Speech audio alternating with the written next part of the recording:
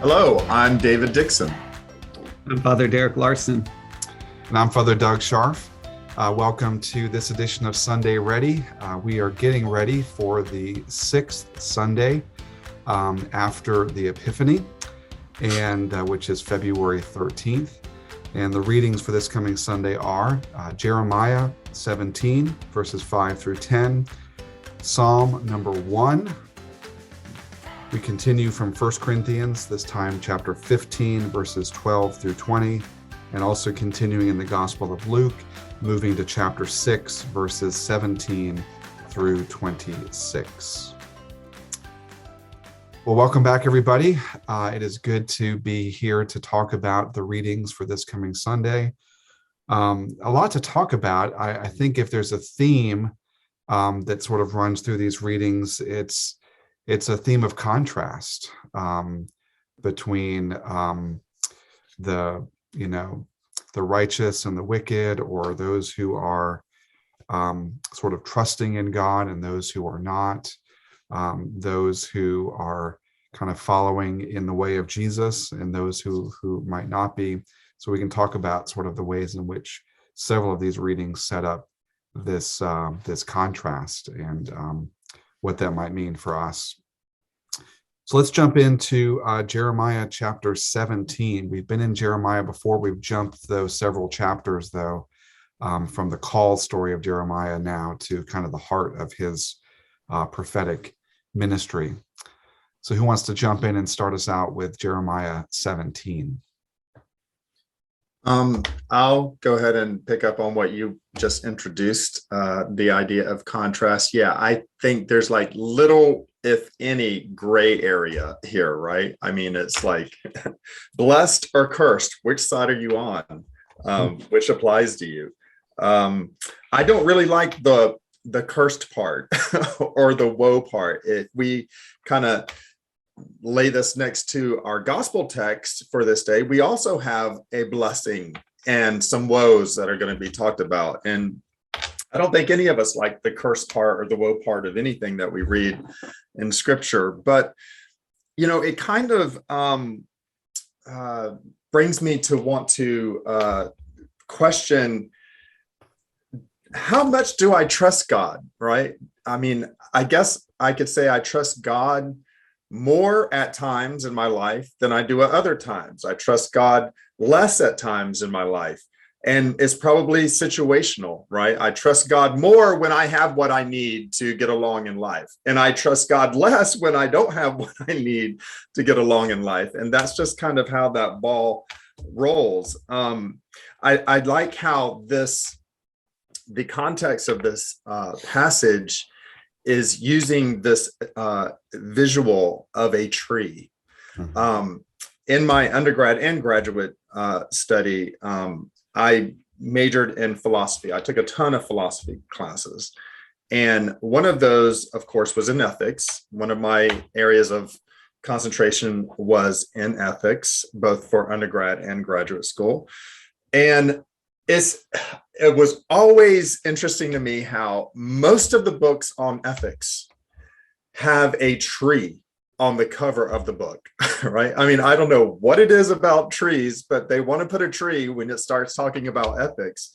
And of course, ethics is an ethos, a way of living based on beliefs, whether it's an individual or cultural or community. And here we have this vision of a tree. And I just think this whole passage is really dealing with with us living a life that's based on what it is we really believe, right? What are we believing? Who are we trusting in? Where do we anchor our faith? And that really begins to feed into the life that we create and the life that we live out on a daily basis. So I find that it's a very, very almost cut and dry thing, blessed or cursed. But we also know there's a lot of in-between stuff in life as well. Yeah, with the image of a tree for ethics, I hadn't noticed that. But I wonder if part of it is because of the concept of bearing fruit, and works and deeds and our actions are the fruit of what's going on the inside. And that's definitely what's happening in this passage of Jeremiah. We see the word fruit mentioned a couple of times. And, and I think that that's a helpful image. It's a dangerous one in our culture because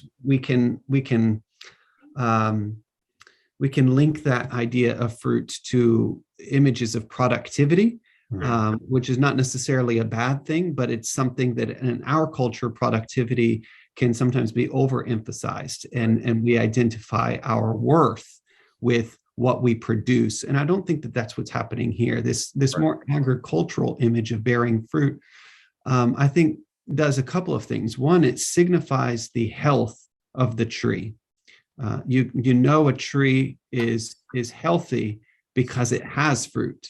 Right. Number two, fruit is given for others, whether it be given for the humans and the animals around it, or whether it's given for the future of the life of the tree and other trees. You know, the fruit is what connects the descendants with the ancestors. Right. Those fruit later grow into more trees, into more that also bear fruit.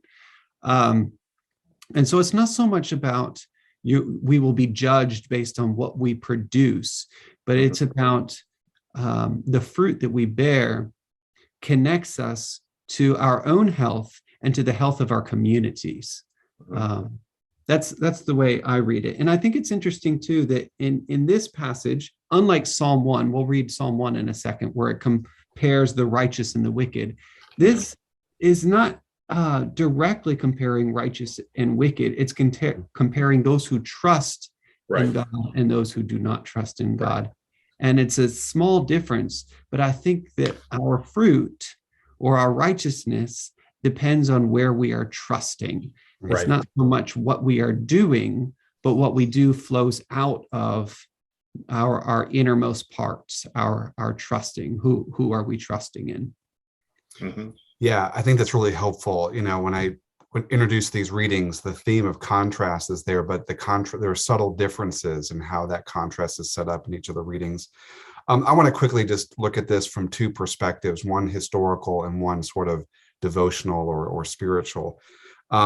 Historically, and we all went to seminary here on the call, one of the things you learn about in seminary are these different themes or patterns that developed over certain historical periods. And one of them is rooted in the book of Deuteronomy. And there's several books that sort of follow the theological paradigm that's set up in the book of Deuteronomy. And biblical scholars call that the Deuteronomistic history, right? And that paradigm is one in which if you are obedient, you're blessed. If you're disobedient, you're cursed, right? This stark contrast. And there are several Psalms and other prophetic books that continue that theological paradigm and contrast. But there are books that push against that, right? Like the book of Job, that pushes against that notion that if you're blessed, that must be because you're obedient. And if you're cursed, that's a sign that you are not in God's favor. It's interesting in that in the ministry of Jesus, there's times where he appears to affirm this sort of contrast between blessing and cursing, and then times when he clearly pushes against it as well. And so I think it's important that we lift that up for our listeners, because sometimes we can hear scripture in that very black and white kind of way that, oh, if I'm experiencing hardship or illness or financial difficulties or something, that must be because I'm cursed or God's angry with me, or, you know, I've done something wrong. And that's there in scripture, but there's also a counter narrative to that is equally as important in terms of our spiritual lives. So I just wanted to lift that up. Just to piggyback on what you guys have said, at a spiritual or devotional level, it really comes down to, do I want to be the parched wilderness, or do I want to be the tree by the river, right? And we all want to be the tree by the river. And that's not something that we do on our own. It's really, we don't plant ourselves. God plants us. And so I think about that in terms of grace. We can read a lot of these passages devoid of grace as being devoid of grace. I see a lot of grace when we think about, a tree can't plant itself, but where God plants us ultimately will be a place where we can bear fruit. Amen. So as I was reading Jeremiah 17, I thought, man, this sounds a lot like Psalm 1. And I turned over my page, and there's the psalm for this Sunday, which is Psalm 1. So I think there's an obvious thematic connection that the creators of the lectionary want us to see between Jeremiah 17 and Psalm 1 and Luke 6 when we get there in a few moments. But I think a lot of us know Psalm 1, but this contrast now, as Derek said earlier, it is a contrast between the wicked and the ones who delight in the law of the Lord, right? Those who are rooted and grounded in the law of the Lord. Same image, are like trees planted by streams of water that bear fruit in due season. But the contrast, there's a subtle difference between what Jeremiah was saying. And there's a contrast too in the word that it uses at the beginning. So here, instead of the word blessed, it's the word happy, which is a different word in Hebrew, and they're related, particularly in Greek. When we get to the word blessed, those two words are related, happy and blessed, and yet they're different. Mm-hmm. And I love that this passage isn't just about blessing, and it's not just about obedience, but it's about personal and communal joy. That when we follow God, when we trust in God, it's not just about God getting what God wants and us just being the sad servants that are stuck in this situation. But we were born to do this, and we're happy when we do this. We delight in the law of the Lord. We are fulfilling our natural impulse when we trust in God. And sometimes it doesn't feel so natural, but when we do it, it feels like we are living into our deepest selves. Well, and David, I'm sure you have something to add here, but I just wanted to jump in and say that it connects back to what you said previously, David, about ethics and ethos and a way of life, right? This is not, if you do this list of rules, you'll be blessed. This is if you trust, if you delight, if you meditate, if you dwell, right? These are ways of living, not just obedience to a set of rules. And so it's less about if you do this, you're blessed, and if you don't do this, you're cursed or judged. But there's a natural outcome. If you live a certain way with certain intentions and a certain focus on God's presence and God's goodness and God's grace, there's going to be a different outcome in terms of your experience of life. Doesn't mean everything's going to be perfect, but it means you're going to live a different way than if you follow a different path or make other things the priority in your life. Right. I always am drawn to this first part of the text because it is a degradation, right? I mean, it starts off, happy are those who have not walked in the counsel of the wicked, or stands in the way of the sinners, or sits in the seat of the scornful. If you walk in the way of the wicked, eventually you'll start standing in the way of the sinners. If you start standing in the way of sinners, you're going to start taking the seat of the scornful. So this is like taking you from being active and moving and experiencing life to coming to a dead stop. You're no longer experiencing the fruitfulness of life, but now you are judging. The seat of the scornful here is a seat of judgment, right? You are now sitting and judging things. You're not moving. You're not growing. You're not experiencing life the way that life is supposed to be experienced by those who are blessed because they have put their trust and their delight is in the Lord. The good news of this, though, and I want to jump all the way down to the very end, is that the Lord knows the way of the righteous, but the way of the wicked is doomed or shall perish. I'm glad it doesn't say the wicked shall perish. It says the way of the wicked shall perish. We all have parts in our life that we wish would just, that we could deal with and get out of the way of our lives from, all the goofs up, all the mess ups, all the failures, all the stuff that we kind of drop the ball at. As we continue to delight in the law of the Lord and meditate on his law day and night, our life changes. The way of the wicked begins to perish. The way that is not of the Lord begins to perish, begins to wane, begins to disappear, and it's no longer an issue in our life. And so I just kind of look at that and see how it's really taking us through seasons of life, our ups and our downs, our ins and our outs, the good, the bad, and the ugly. And at the end of the day, God's righteousness and God's justice and God's grace and God's mercy is going to rule. Yeah.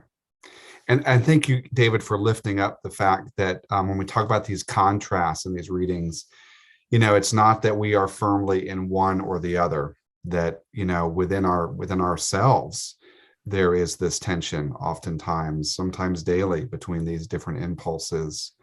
And I think that's a helpful reminder that, again, not to read these kind of in this black and white way, but there's a lot more nuance there. But I love that reading of verse 1. I never saw that, the progression from walking to standing to sitting. That's a powerful reading. All right, 1 Corinthians 15. I'm not sure if this is the last reading from 1 Corinthians. We may have one or two more. We're getting towards the end of the letter, but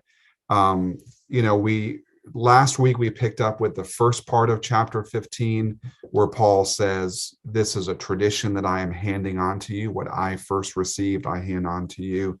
And we heard about kind of Paul's litany of witnesses, the people to whom the risen Christ appeared, as kind of his evidence, or the basis of this testimony that he's about to remind the Corinthians about, that this is at the heart of who they are. But here in verses 12 through 20, this really is where the rubber hits the road for Paul in terms of the resurrection, because he goes so far, not once but twice, as to say, if there's no resurrection, then Christ has not been raised. And if Christ has not been raised, we should all just pack everything up and go home, right? There's no sense in even being, doing what we're doing if there has been no resurrection. And so there's lots of ways to connect this back to the other parts of the letter, which we don't have time to do. But I think for a lot of Christians, they don't live their faith with this kind of front and center, right? This sense that resurrection is at the heart of all that they're doing. Yeah, the bottom line for me in this passage is that the fate of the church is wrapped up in the fate of Christ. Mm-hmm. Whatever happens to Christ happens to the church. The story of Christ, the story we read of Christ in the Gospels, is in a certain sense the story of the church. Mm-hmm. And that's why we call the church the body of Christ, because we are living into the same story as Christ, so that when Christ dies, the church dies, and when Christ rises again, the church rises again. And we do this personally, and we do this communally. We, so many of our images in church are pointing to this concept. Baptism being the biggest one that we have right there at the beginning. That those who are baptized into Christ's death are raised into Christ's resurrection. So that's just the bottom line for me. We read the story of Jesus. We're reading our own story. Mm-hmm. Yeah, I like that. Yeah, for sure. I kind of see Paul taking, a real, almost aggressive stance here, right? He's hearing talk about some of the Corinthians doubting the resurrection. And for Paul, the entirety of our Christian faith hinges or rests upon the resurrection, not just of Christ, but our own resurrection as well. So there's this vicarious kind of thing going on, that I am crucified with Christ. I was buried together with Christ, and I am also raised together with Christ. So Christ's death is my death. Christ's burial is my burial. And Christ's resurrection is also my resurrection. He didn't, Christ didn't just die for me. Christ died as me. There was a vicarious power that took place there on the cross with Christ. This makes me, when reading this today, it makes me kind of want to talk about resurrection. Do I believe in resurrection? I think we have a hard time sometimes believing in resurrection, not in terms of did Christ raise, but I think we have a hard time in believing in our own resurrection. Sometimes it's easier to believe that Jesus resurrected, but it's very difficult to believe that I was resurrected with Christ. And that's part of the power of this, right? We tend to take resurrection and put it in the future, right? And we tend to always think about resurrection in terms of a physical dying or a physical death. But what if we think about resurrection in terms of our own life here and now being resurrected? What does it mean to live a resurrected life? What does it mean to be the Easter people that we sing about in the hymns? What does it mean to be raised and made to sit together with Christ in heavenly places? How does that work in my life right now? I mean, the last 2 years, we have seen over 800,000 people in America die from COVID. We've seen numerous shootings in schools where students have all been killed from mass shootings, and the numbers just continue. We've been surrounded by death. But what does it mean to live a resurrected life when you're surrounded by all of that? Here and now, not just in the future, but here and now. It has to give us hope, right? I mean, resurrection gives us hope that things will not always stay the way they are. Something has changed. And it is that life that comes from not only believing in the resurrection of Christ, but also believing in your own resurrection.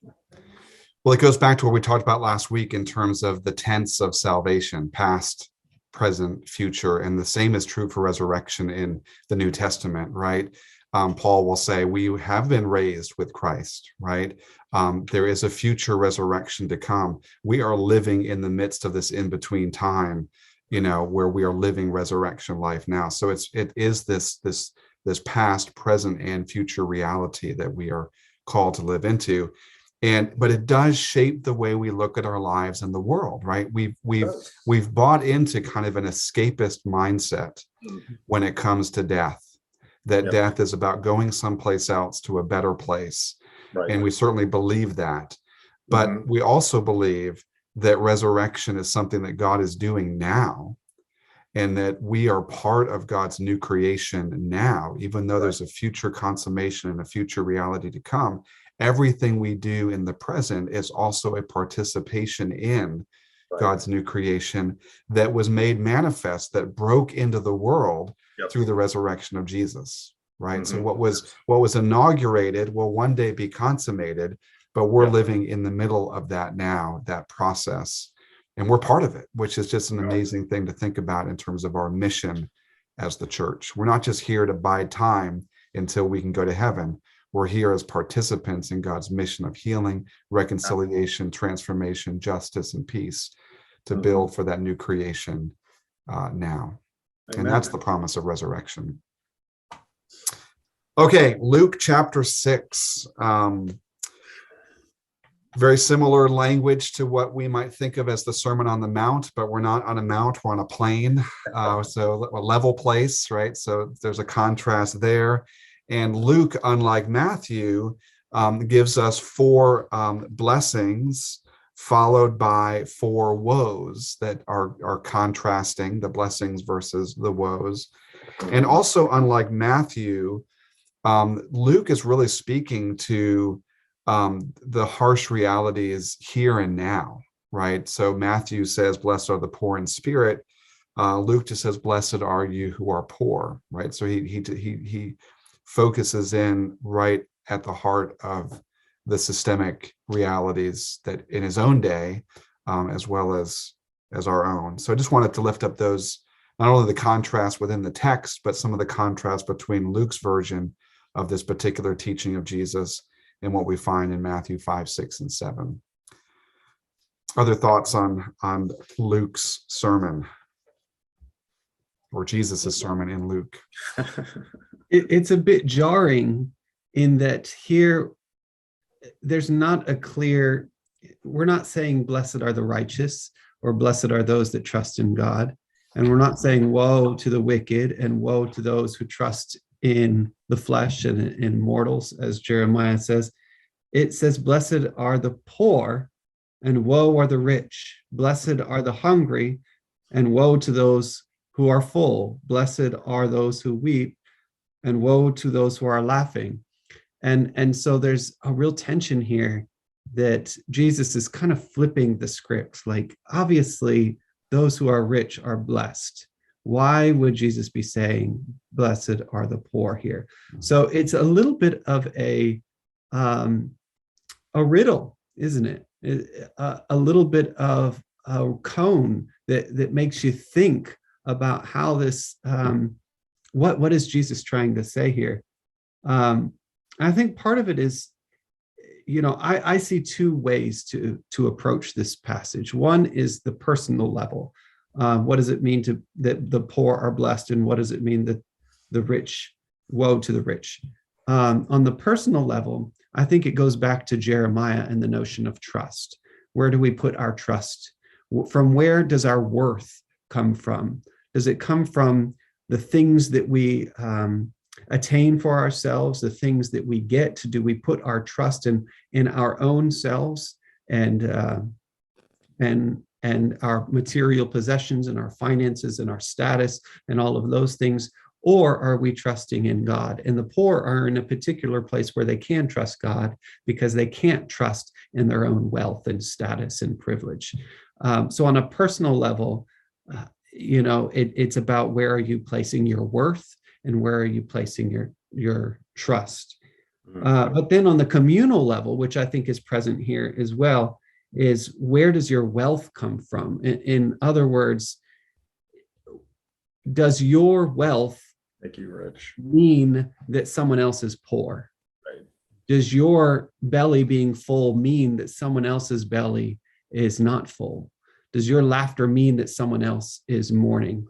And that's a hard question.